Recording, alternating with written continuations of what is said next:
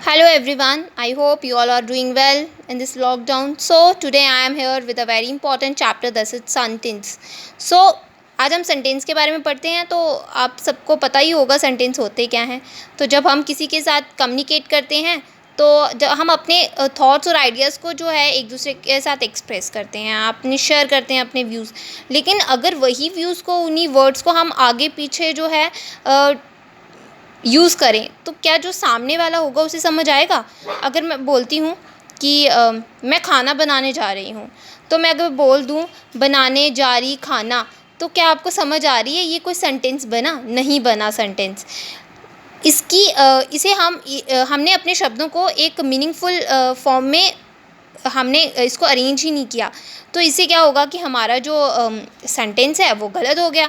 लेकिन अगर मैं सही मायने में इसे यूज़ करती हूँ कि मैं खाना बनाने जा रही हूँ, तो जो लिसनर होगा उसे बिल्कुल अच्छे से बात समझ में आएगी। लेकिन अगर मैं यही बात बोल दूँ रही जा रही खाना, तो ये क्या बन गया? ये तो कुछ भी नहीं बना। तो देखिए, इस तरह के जो सेंटेंस होते हैं, सेंटेंस की जो डेफिनेशन होती है वो देख लीजिए। यहाँ पे लिखा हुआ है a sentence is a group. देखिए, a sentence is a group of words that make complete sense. तो इस तरह के जो वर्ड्स हो, एक सेंटेंस क्या होता है? एक शब्दों का समूह होता है जो हमारे जब हम उन्हें मीनिंगफुल मैनर में अरेंज करते हैं वर्ड्स को, तो वो एक कंप्लीट सेंस बनाते हैं। अब जैसे एग्जांपल के तौर पे हम ले लेते हैं, he is a good boy, is he a good boy, Jack is hungry, please give me a glass of. इस तरह के जो सेंटेंसेस, इस तरह के जो आपके पास सेंटेंस दिखेंगे, उन्हें हम सेंटेंसेस ही कहेंगे। चाहे उसके लास्ट में आपको क्या दिख रहा है, क्वेश्चन मार्क, तो वो भी एक सेंटेंस ही है। तो अब देखिए, अगर मैं यहाँ पे बात करूँ तो suppose, okay, only suppose I have one example. There are 4 words, but they are not arranged properly. So when you arrange the word, देखिए, ये आपको 4 वर्ड्स दिखाई दे रहे हैं, तो मैंने 4 वर्ड्स को प्रॉपरली अरेंज नहीं किया है। लेकिन जब मैं इन्हें प्रॉपर अरेंज करती हूँ तो ये कुछ मीनिंग निकालते हैं, इनका कोई मतलब बनता है। तो इस तरह से जो क्या होगा कि जब हम अपने वर्ड्स को प्रॉपरली अरेंज करेंगे, तभी हमारे पास एक सेंटेंस का मीनिंगफुल फॉर्म निकल के आती है। तो चलिए, अब हम इसके फीचर्स के बारे में पढ़ते हैं। तो फर्स्ट ऑफ ऑल, इसका फर्स्ट फीचर क्या है कि फर्स्ट ये जो है कैपिटल लेटर से स्टार्ट होता है। जैसे कि मैंने अभी ये स्टार्ट किया, देखिए, ही इज़ अ गुड बॉय, तो ही जो है, ही का एच जो है वो कैपिटल लेटर में है। इज़, जैक, प्लीज़, द, ये सब जो है वो कैपिटल लेटर्स में आते हैं। तो फीचर पढ़ लेते हैं इसका। It starts with the capital letter, it ends with a full stop, if it states a fact. जब कोई ये स्टेटमेंट बताता है तब क्या होगा कि फुल स्टॉप से ख़त्म होगा। और जब आपको लगेगा कि यहाँ पे कोई सवाल सा पूछा गया है, तो वो क्वेश्चन मार्क से ख़त्म होगा। और अगर आपको लगेगा कि यहाँ पे कोई सडनली कोई बात की गई है, चाहे वो दुख की बात की गई हो, चाहे वो सुख की बात की गई हो, या कोई सरप्राइज़ की बात की गई हो, तो वहाँ पे एक्सक्लेमेशन मार्क आता है। तो इसे आपने ध्यान से समझना है। और अब हम इसके कैरेक्टरिस्टिक्स के बारे में पढ़ेंगे। तो इसकी कैरेक्टरिस्टिक के बारे में पढ़ते हैं। तो सबसे पहले फर्स्ट इसकी कैरेक्टरिस्टिक होगी कंप्लीट थॉट और कंप्लीट मीनिंग। एक सेंटेंस का कंप्लीट थॉट होगा, कंप्लीट मीनिंग होगा, जब हम उसे अरेंज करेंगे, उस वर्ड्स को अरेंज करेंगे प्रॉपर मैनर में। उसमें उसमें एक सब्जेक्ट होगा और उसमें एक वर्ब भी होगा। देखिए, कोई भी सेंटेंस होगा, it consist 1 subject and 1 verb. तो ये ध्यान में रखना कि जब सेंटेंस, कोई भी सेंटेंस होगा, वो जैसा मर्जी सेंटेंस हो, तो उसमें एक सब्जेक्ट और वर्ब ज़रूरी होता है। सब्जेक्ट कौन होता है बच्चे? देखिए, अब सब्जेक्ट के बारे में पढ़ते हैं, तो मैं आपको सब्जेक्ट के बारे में चीज़ें बताती हूँ। तो सब्जेक्ट क्या होता है? या तो होता है वो हमारा नाउन, या तो वो होता है हमारा प्रोनाउन। ध्यान में रखना, नाउन यानी नाम, ना, noun is a naming word, ठीक है। तो वो किसी भी चीज़ का नाम हो सकता है, ठीक है। उसके बाद आता है हमारे पास प्रोनाउन। प्रोनाउन क्या होता है? आपको पता है, I, we, you, he, she, it, इस तरह के जो वर्ड्स होते हैं ये हमारे। हाँ, और इस बात को ध्यान में रखना कि हमने जो है नाउन और प्रोनाउन को सब्जेक्ट ही मानते हैं, इसके अलावा हमारा सब्जेक्ट कोई नहीं होता। और वर्ब आपको पता है, काम, कोई भी काम, action words are known as verb and naming words are known as noun, और नाउन और प्रोनाउन जो होते हैं वो दोनों क्या होते हैं, हमारे सब्जेक्ट होते हैं। अच्छा, तीसरी जो कैरेक्टरिस्टिक है वो मीनिंग और एक्सप्रेशन पे है। तो on the basis of meaning and expression हम काइंड्स ऑफ सेंटेंस जो है उसे फटाफट पढ़ लेते हैं। तो declarative sentence, imperative sentence, interrogative sentence, exclamatory sentence, ये हमारे 4 तरह के सेंटेंस कहलाते हैं। और हाँ, अगर आपको कोई भी प्रॉब्लम आती है या कहीं से आपको कोई क्वेरी है तो आप कमेंट सेक्शन में मुझे अपनी जो क्वेरीज़ हैं उसे लिख के भेज दीजिए, मैं आपको ज़रूर उसका आंसर जो है वो बताऊंगी। और अपनी नेक्स्ट वीडियो में आपको मैं हर एक हो सके तो मैं सारे के सारे आपके डाउट क्लियर करने की ज़रूर कोशिश करूँगी। तो ध्यान से आप इस सेंटेंस का जो वीडियो है इसे बार बार देखें ताकि वो आपको अच्छे से समझ आ जाए। Subscribe my channel please. चलिए अब हम काइंड्स ऑफ सेंटेंस के बारे में पढ़ते हैं। तो फर्स्ट जो है वो है declarative sentence, second one is imperative sentence, third one is interrogative sentence and fourth is exclamatory sentence. अब ध्यान से पहले वाले सेंटेंस, जो पहली काइंड है सेंटेंस की, हम उसे पढ़ते हैं। तो फर्स्ट आपको देखिए, यहाँ से आप नोट्स भी बना सकते हैं आराम से, तो स्क्रीनशॉट ले लीजिएगा वीडियोस के और जल्द से जल्द आप इसे अपनी नोटबुक पे या इसके नोट्स बनाना शुरू कर दीजिए, क्योंकि ये मुझे लगता है कि मैंने सबसे बेहतरीन नोट्स बना के रखे हैं। तो आप प्लीज़ इनके स्क्रीनशॉट लेके आप भी इनके नोट्स जो हैं वो प्रिपेयर कर सकते हैं। चलिए डिक्लेरेटिव सेंटेंस के बारे में पढ़ते हैं। A sentence that declares or states something is a declarative sentence. It gives complete information. It ends with full stop. अब देखिए डिक्लेरेटिव सेंटेंस। डिक्लेरेटिव सेंटेंस क्या होता है? जब आपको कोई स्टेटमेंट दी गई हो या किसी के बारे में कुछ भी डिक्लेयर किया गया हो, और वही डिक्लेरेटिव सेंटेंस होते हैं। ये अपने नाम से ही देखिए बने हुए हैं, डिक्लेयर यानी किसी के बारे में कुछ भी घोषणा जैसा करना, तो उसे हम बोलेंगे डिक्लेरेटिव सेंटेंस। और इसमें क्या होता है, ये हमें पूरी कंप्लीट इन्फॉर्मेशन देता है, ठीक है। चाहे वो वर्ब हो, चाहे वो सब्जेक्ट हो, चाहे नाउन प्रोनाउन कुछ भी हो, उसके बारे में ये हमें पूरी कंप्लीट इन्फॉर्मेशन देता है। और it ends with full stop. इसका फीचर यही है कि आपको पता है, मैंने आपको पहले भी फीचर्स में बताया कि ये ख़त्म जो है वो फुल स्टॉप से होगा। तो ये यहाँ पे इसको आप ध्यान से सुन लीजिए। उसके बाद आता है हमारा डिक्लेरेटिव सेंटेंस। जो होते हैं वो 2 तरह के होते हैं डिक्लेरेटिव सेंटेंस। देखिए अब पहले हम डिक्लेरेटिव सेंटेंस के बारे में पढ़ लेते हैं, जिसमें आपको एग्जांपल बता देती हूँ। तो Ram is a good boy, ठीक है। तो the old lady walked slowly, okay. देखिए इस तरह के जो, देखिए ये जैसे कि Ram is a good boy, इसके बारे में पूरी इन्फॉर्मेशन दी गई है, एक सब्जेक्ट के बारे में पूरी इन्फॉर्मेशन दी गई है। अब आप पूछोगे मैम इसमें सब्जेक्ट तो है बट वर्ब कहाँ है? तो बच्चे Ram is a subject and is a verb. Is जो है वो वर्ब है, वो एक काम कर रहा है, वो बता रहा है, इज़ है यानी वो बता रहा है राम के बारे में कि वो एक अच्छा लड़का है। तो उसके बाद ओल्ड लेडी, तो ओल्ड लेडी आ गया हमारे यहाँ पे सब्जेक्ट, और वॉक जो है वो पास्ट फॉर्म है वॉक की। तो यहाँ पे वॉकड आ रहा है, तो वॉकड यानी हमारा वर्ब की सेकंड फॉर्म है, तो ये हमारा वर्ब आता है और ये हमारा सब्जेक्ट आता है। अब डिक्लेरेटिव सेंटेंस जो होते हैं वो 2 तरह के होते हैं। First is affirmative and second is negative. देखिए मैंने जैसे आपको बताया कि डिक्लेरेटिव सेंटेंस के 2 टाइप्स होती हैं, एक होती है अफर्मेटिव और दूसरा होता है नेगेटिव। तो अफर्मेटिव को हम जो हैं वो पॉजिटिव सेंटेंस भी बोलते हैं। और आपको पता है पॉजिटिव और नेगेटिव क्या होते हैं।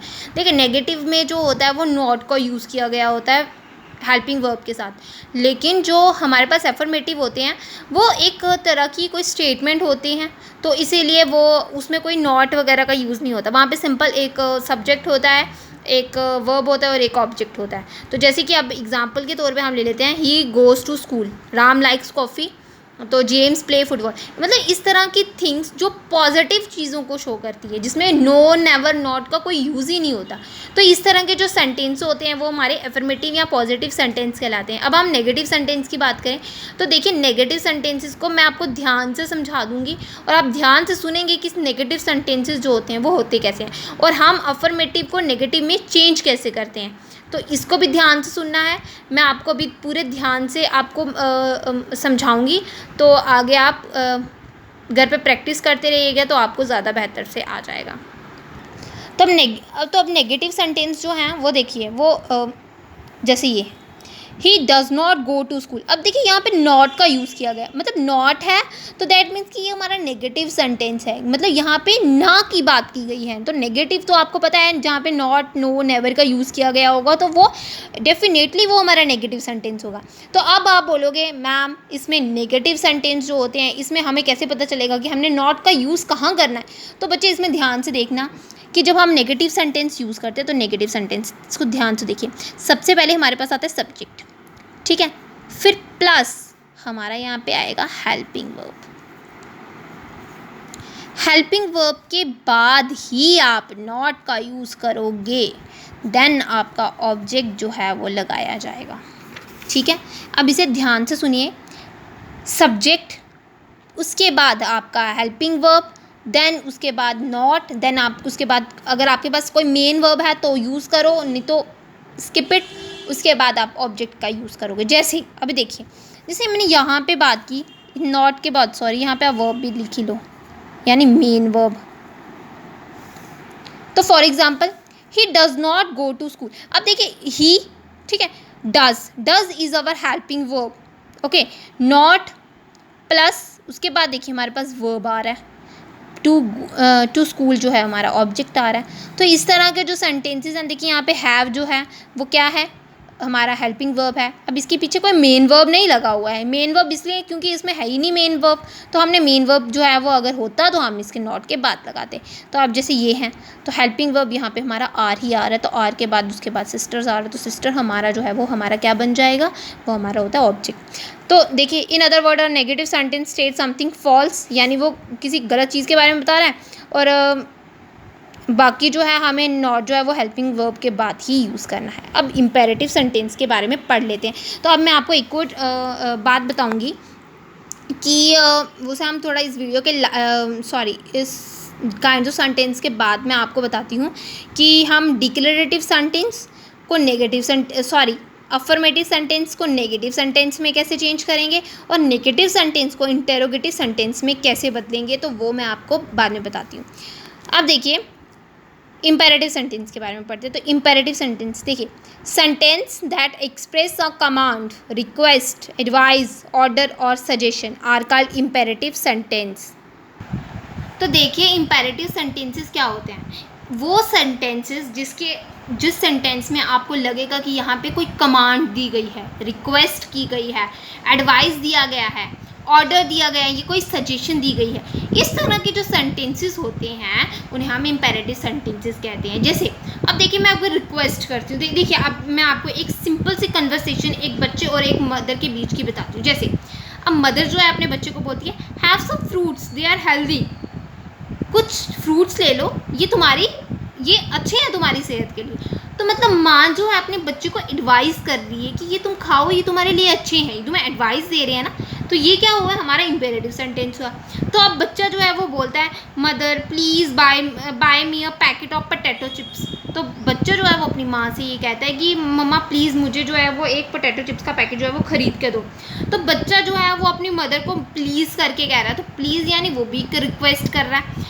तो पहले वाला जो मैंने जैसे बताया have some fruits they are healthy, तो ये एक एडवाइस है। जब बच्चे ने प्लीज़ करके अपनी मदर को बोला तो वो जो है वो हमारा यहाँ पे वो क्या आता है, रिक्वेस्ट आ जाता है। और उसके बाद उसकी मदर बोलती है डोंट ईट पोटैटो चिप्स, मतलब तुम मत खाओ पोटैटो चिप्स, उसे डांट के बोलती है। तो मतलब वो उसको एक कमांड दे रही है कि मत खाओ, डोंट। तो वो एक तरह की अब इस तरह के जो सेंटेंसेस होते हैं बेटा वही हमारी इम्पेरेटिव सेंटेंसेस कहलाते हैं। जैसे आप यहाँ पे इतना सा देख सकते हो, ये सारे जो हैं वो इम्पेरेटिव सेंटेंसेस हैं। उसके बाद जो है वो देखिए हमारे पास आता है इंटेरोगेटिव सेंटेंस। अच्छा एक और चीज़ मैं आपको बताती हूँ, आप लोग कंफ्यूज हो जाओगे यहाँ पे। मैम आपने कहा था कि हर एक सेंटेंस के अंदर एक सब्जेक्ट होता है और एक वर्ब होता है, लेकिन मैम इन हमें सेंटेंसेस के अंदर कहीं भी हमको दिखाई नहीं दे रहा सब्जेक्ट। आप सब ने एक चीज़ को मिस किया, अगर आपने ध्यान से देखा होगा तो यहाँ पे सब्जेक्ट जो है वो नहीं है। तो अब इम्पेरेटिव सेंटेंसेस हैं तो आप बोलोगे मैम यहाँ पे सब्जेक्ट नहीं है, तो अब क्या होगा। तो सेंटेंस, सब ध्यान से सुनिएगा, सेंटेंस कहाँ होगा, इन सेंटेंसेस देखिए, इन सेंटेंसेस में क्या होता है, हम यू को एज सब्जेक्ट लेते हैं। ऑलवेज यू ही आपका सब्जेक्ट कहलाएगा। आपको चाहे सेंटेंस में सब्जेक्ट दिया है चाहे नहीं दिया है, आपको you he as a subject लेना है। वो क्यों लेना है, जैसे please help me clean the cupboard, cupboard साफ़ करने के लिए मेरी मदद करो, रिक्वेस्ट हो रही है। लेकिन किससे रिक्वेस्ट हो रही है, तुमसे रिक्वेस्ट हो रही है। मैं किसी सामने वाले को बोलूँगी कि बेटा मेरी हेल्प कर दो, तो वो मैं उसे यही कह के बोलूँगी ना कि तुम मेरी हेल्प कर दो, मतलब मैं तुम्हें बोल रही हूँ, मैं तुम्हें कंसीडर कर रही हूँ। तो वही हमारा जो है यू को always in case of imperative sentences आप हमेशा यू को ही अपना सब्जेक्ट जो हो वो मानोगे। चलिए अब इंटेरोगेटिव सेंटेंस की तरफ बढ़ते हैं। तो इंटेरोगेटिव सेंटेंसेस देखिए, इसको थोड़ा ध्यान से सुनिएगा। इंटेरोगेटिव सेंटेंसेस जो होते हैं बच्चे, वो ऐसे सेंटेंसेस होती हैं जिसमें हमें एक सवाल पूछा गया होता है। तो जैसे for example, what are you doing, where do you live, what is your name, how are you. तो देखिए यहाँ पे व्हाट आर यू डूइंग के बारे में, देखिए ये आपको काम के बारे में पूछ रहा है कि तुम क्या काम कर रहे हो। वेयर यानी आपको प्लेस के बारे में पूछ रहा है। व्हाट क्या, तुम्हारे नाम के बारे में पूछ रहा है। हाउ तुम्हारी कंडीशन के बारे में पूछ रहा है। तो इस तरह के सेंटेंसेस जो होते हैं वो हमारे इंटेरोगेटिव सेंटेंसेस होते हैं। अब देखिए हम डिक्लेरेटिव सेंटेंस को इंटेरोगेटिव सेंटेंस में कैसे चेंज करेंगे, इसमें क्या चेंजेस आएंगी, इसके बारे में भी हम आगे पढ़ेंगे। तो ध्यान से इसके बारे में आपको पढ़ना है। तो देखिए जैसे एग्जांपल ली हुई है मैंने, आई कैन गो, ये declarative sentence, assertive sentence. Can I go, इसे हमने इंटेरोगेटिव सेंटेंस में जो है वो ट्रांसफॉर्म किया है। तो अब देखिए यहाँ पे मैंने क्या किया है, देखिए अब ध्यान से सुनिएगा। आई कैन गो, अब ध्यान से, आई कैन गो यानी फर्स्ट हमारा सब्जेक्ट, देन हमारा हेल्पिंग वर्ब, देन हमारा वर्ब, है ना। तो अब अगर मैंने इसी सेंटेंस को जो है वो इंटेरोगेटिव में चेंज करना हो तो इसमें हमने क्या करना होता है कि हेल्पिंग वर्ब जो है वो हमारा पहले आ जाएगा, हमारा सब्जेक्ट हेल्पिंग वर्ब के बाद लगेगा, देन गो, उसके बाद लास्ट में हमारे पास क्वेश्चन मार्क लगेगा। तो ये हमारा इंटेरोगेटिव सेंटेंस बन जाएगा। ये तो होगी सिंपल सेंटेंस की बात। लेकिन अगर हमारे पास कुछ ऐसे भी सेंटेंसेस होते हैं जैसे कि ये, he eats an apple every day, वो हर रोज़ एक एप्पल खाता है। अब देखिए ये डिक्लेरेटिव सेंटेंस है और ये जो सेंटेंस है वो है प्रेजेंट सिंपल, है ना। तो ये प्रेजेंट सिंपल जो सेंटेंस है, अगर मैंने इसको चेंज करना है इंटेरोगेटिव सेंटेंस में, तो देखिए does he eat an apple every day. अब देखिए आप बोलोगे मैम यहाँ पे कैसे हो गया, तो देखिए जब भी आपको चाहिए होगा इंटेरोगेटिव सेंटेंस, जब आपको कन्वर्ट करना होगा डिक्लेरेटिव को इंटेरोगेटिव में, तब आपके पास ज़रूरी है कि आपके पास एक हेल्पिंग वर्ब हो। तो जब हमारे पास प्रेजेंट सिंपल की बात की जाती है तो हम जो है वो डस का यूज़ करते हैं, डू और डस का यूज़ करते हैं। देखिए डू और डस का यूज़ कहाँ गए, अगर हमारा जो सब्जेक्ट है, यहाँ पे हमारा सब्जेक्ट जो है वो क्या है, थर्ड पर्सन। लेकिन अगर हमारे पास सब्जेक्ट जो है, मान लो हमारे पास सब्जेक्ट है आई, या हमारे पास प्लूरल सब्जेक्ट्स हैं, ध्यान से सुनिएगा, अगर हमारे पास आई या प्लूरल सब्जेक्ट्स हैं तो क्या होगा, हम वहाँ पे डू का यूज़ करेंगे। लेकिन अगर जैसे कि यहाँ पे हमारे पास थर्ड पर्सन है, जैसे ही शी इट होता, ठीक है, तो वहाँ पे क्या होगा कि ईट्स का ईट्स, तो ईट्स आएगा। तो यहाँ पे आपको इसको ध्यान से रखना है कि ईट जो है वो डज में यहाँ पे डू के साथ ईएस का यूज़ हो गया और बाकी सेंटेंस आप देख ही सकते हो। तो इस तरह के जो सेंटेंसेस हैं उसे हम कुछ इंटेरोगेटिव सेंटेंसेस होते हैं बच्चे, उसमें सिर्फ येस और नो का भी जवाब दिया, जैसे आर यू टायर्ड, या do you have any T, या डज रिया एंजॉय, इसमें येस और नो का आंसर, तो ये भी हमारे इंटेरोगेटिव में माने जाते हैं, ये भी हमारे इंटरोगेटिव में ही आते हैं। अब एक्सक्लेमेटरी सेंटेंस की बात की जाए तो ध्यान से जल्दी जल्दी पढ़ते हैं। तो ऐसे सेंटेंस जिसमें मैंने आपको बताया था कि एक्सप्रेस की जाती है स्ट्रॉन्ग फीलिंग या इमोशंस, उसे हम एक्सक्लेमेटरी साइन बोलते हैं। तो ये जो है वो एक्सक्लेमेटरी साइन के साथ ख़त्म होते हैं, जैसे हाउ फास्ट ही रन्स। मतलब यहाँ पे क्या होगा कि कोई भी आपकी सरप्राइज़ की बात की गई होगी। तो आप देख लीजिए, यहाँ पे आपको पढ़ लीजिएगा अच्छे से, ये आपके जो हैं वो एक्सक्लेमेटरी सेंटेंस है। तो आज हम अपनी वीडियो यहीं पे ख़त्म करते हैं।